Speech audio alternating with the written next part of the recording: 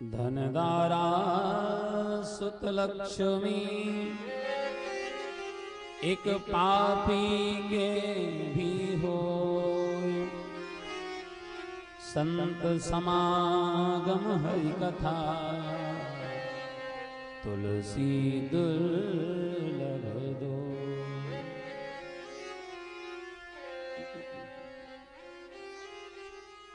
दुनिया के हर किसी व्यक्ति के यहाँ, दुनिया के हर एक इंसान के यहाँ और दुनिया की हर एक वस्तु उपलब्ध हो सकती है।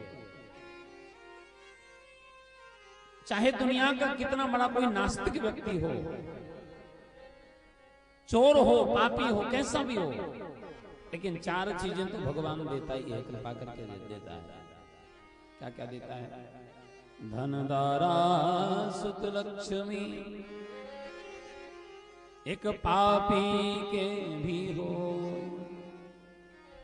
धन, धन किसी भी व्यक्ति के यहां हो सकता है। दारा माने पत्नी, भगवान सबको ही देता है। सुत माने पुत्र, भगवान ये भी बड़ी कृपा करके सबको देता है। और लक्ष्मी, लक्ष्मी अर्थात संपत्ति, ये भी भगवान लगभग सबको ही देता है और बड़ी कृपा करके देता है। आपके यहां धन हो सकता है, पत्नी, परिवार, बच्चे, मकान, जमीन, दुनिया की दौलत, दुनिया के किसी भी व्यक्ति के यहां हो सकती है, लेकिन दो चीजें, संत समागम हरि कथा, भगवान की कथा और संतों का मिलन, सत्संग जीवन में ये हर किसी को प्राप्त नहीं होता। ये तो तभी प्राप्त होता है मेरे भाई, जब जीवन में गोविंद की कृपा हो जाए, जब ठाकुर जी की कृपा हो जाए।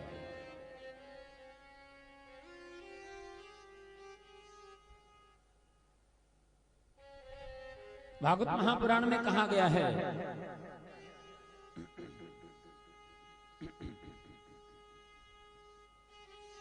एक जन्म के नहीं, जब अनंत जन्मों के, कई जन्मों के हमारे पुण्यों का उदय होता है, हमारे भाग का उदय होता है, तब मनुष्य जीवन में एक बार भगवान की कथा और सत्संग श्रवण करने का शुभ अवसर जीवन में प्राप्त होता है। भाग्योदयेन बहुजन्म समर्जितेन सत्संगमं च लभते पुरुषो यदा वै अज्ञान हेतु कृत मोह मदान्धकार नासं विधाय हि तदोदयते विवेकः। भगवान बड़ी कृपा करके किसी को दो चीजें देता है। क्या? बोले एक तो संतों का मिलन और भगवान की कथा, ये दुनिया में हर किसी को और हर समय प्राप्त नहीं हो सकता।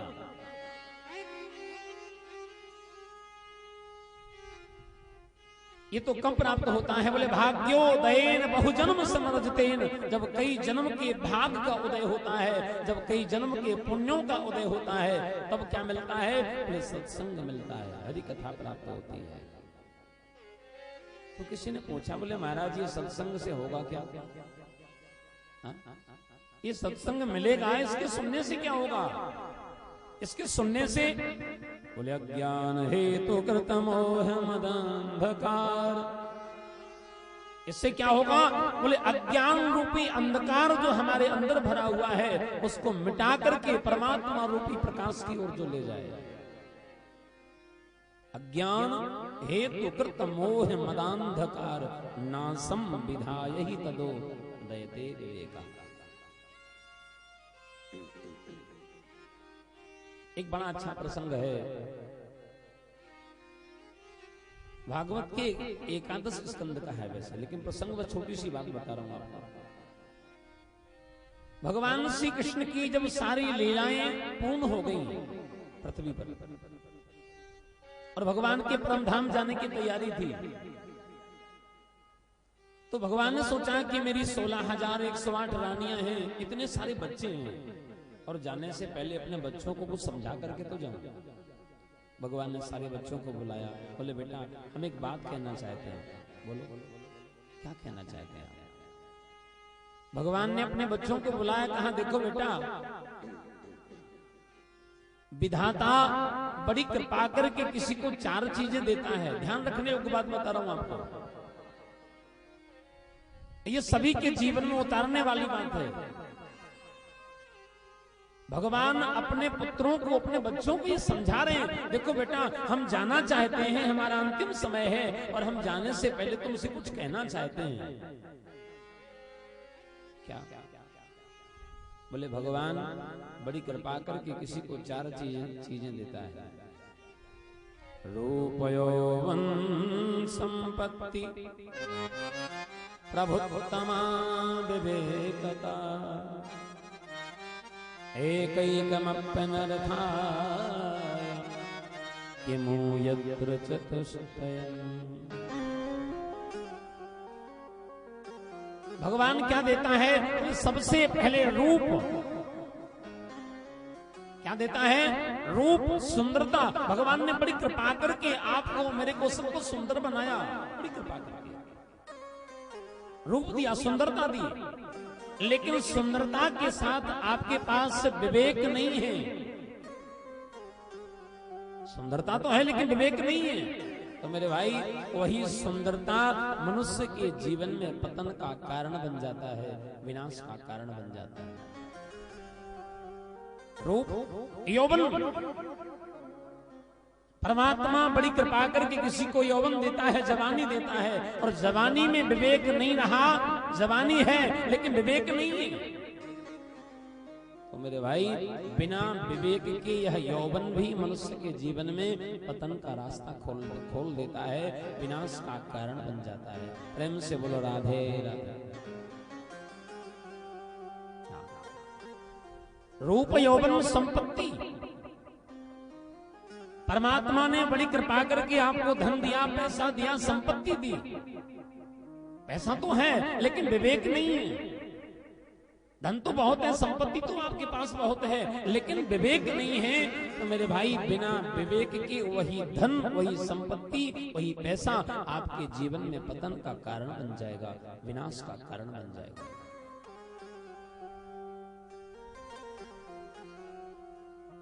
और चौथा, प्रभुत्तमा।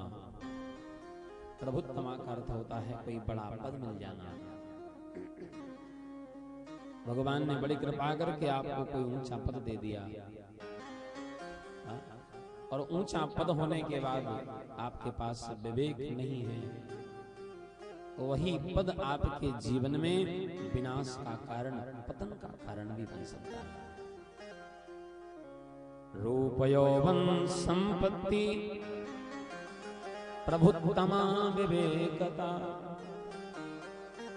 भगवान ने आपको रूप दिया, सुंदरता दी, जवानी दी, पैसा दिया और बड़ा पद भी दिया, लेकिन विवेक नहीं दिया।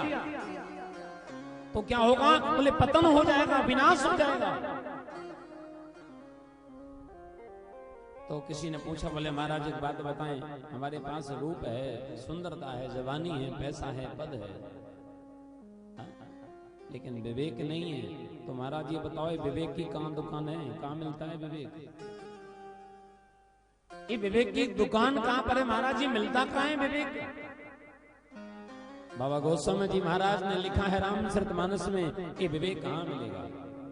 विन सतसंग विवेक न होई, बिन सत्संग विवेक न होई, बिन सत्संग विवेक न होई, बिन सत्संग विवेक न होई, राम कृपा बिन सुलभ न कोई। राम कृपा बिन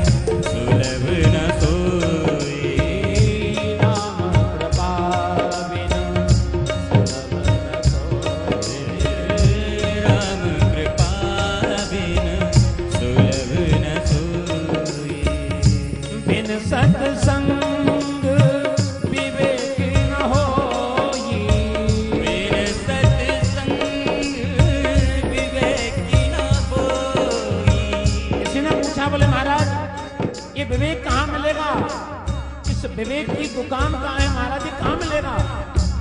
तो बाबा गोस्वामी जी महाराज कहते हैं रामचरितमानस में, ये विवेक कहाँ मिलेगा? बोले विवेक तो कब मिलेगा? जब हम सत्संग में जाएंगे तभी ना मिलेगा। तो महाराज एक बात और बताओ, ये सत्संग कहाँ मिलेगा? विवेक चाहिए तो सत्संग में जाओ, लेकिन सत्संग चाहिए तो फिर कहाँ जाओ? मेरे प्यारे, ये सत्संग किसी के चाहने से नहीं मिलता। ये सत्संग, हरि कथा किसी के चाहने से नहीं मिलती।